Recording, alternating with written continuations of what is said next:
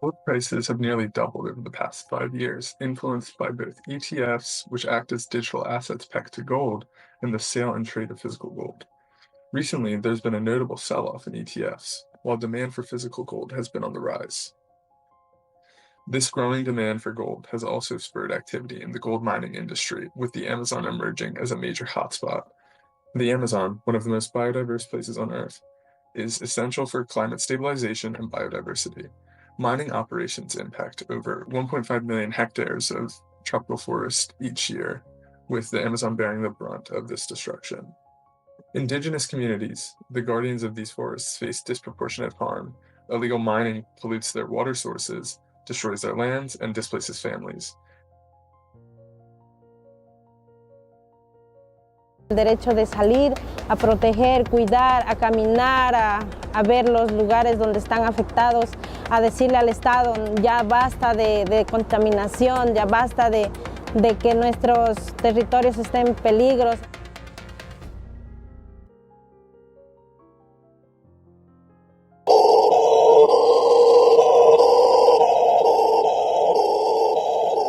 Indigenous defenders risk their lives to stop these operations.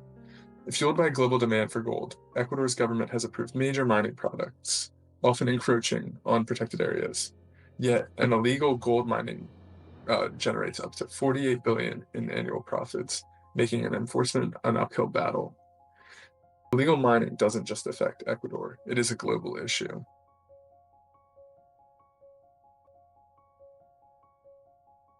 Did you know that mining has a role in global tree cover loss that can have outsized impacts on critical ecosystems such as tropical primary rainforests and on indigenous local communities? From 2001 to 2020, the world lost nearly 1.4 million hectares of trees linked to mining. I'm here with Radost Stanimirova from World Resource Institute, who's going to tell us the latest findings. Radost, what are your findings telling us about what's happening in terms of mining in Latin America? The loss in Latin America has been the biggest in the Amazon because that's the most biodiverse, extensive forest in the region.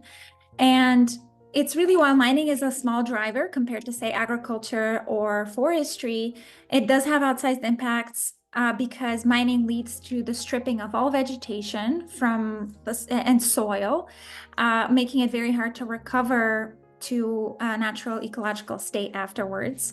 We found that from your findings, Ecuador ranks 8th in tree cover loss and 7th in emissions due to mining in Latin America. So what are the key factors that contribute to these rankings?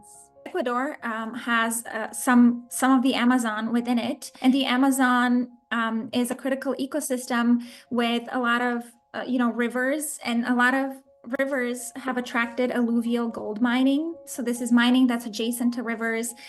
These regions tend to be very rich in resources, and as a result, they attract mining activities. And because the region is so forested, that leads to, the loss of tree cover and then the loss of CO2 emissions as well to the atmosphere. There has been a lot of mining that's been taken over by these organized criminal groups.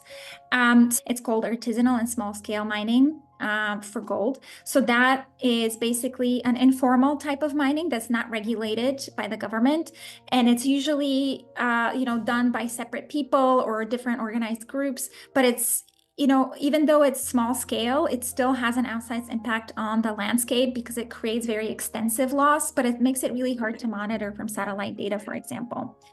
So this informal sector, this informal mining, is usually employs local people and sometimes indigenous groups. And so it is a source of income in a place that's usually in places that usually don't have a lot of sources of income. These artisanal gold mining sector has been overtaken by organized criminal groups. And it's been really lucrative because the prices of gold have spiked globally, especially after the 2008 crisis, and then during the pandemic as well.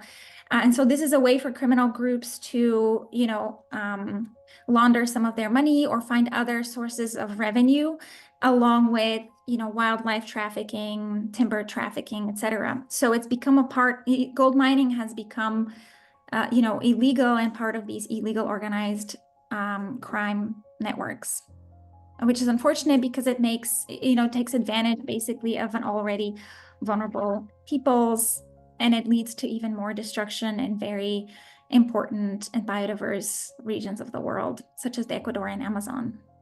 These practices are very destructive, as I said, because they're not regulated.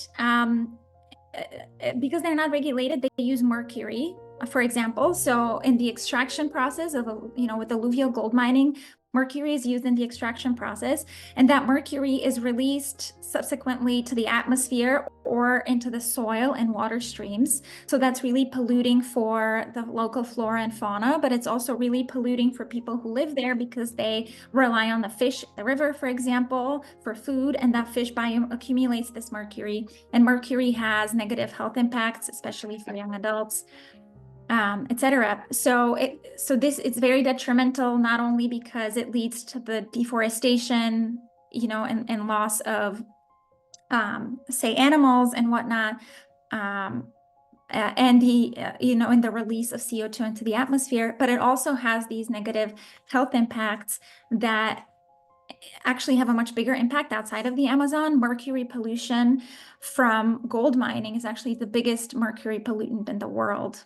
So it has repercussions outside of the Amazon.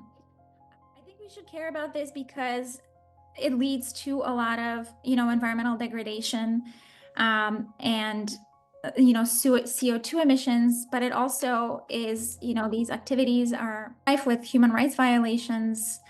And I think as a global citizen, it's also important because, as I said, some of this pollution that's driven by, artisanal gold mining is actually a global pollution. So this mercury problem becomes a global problem.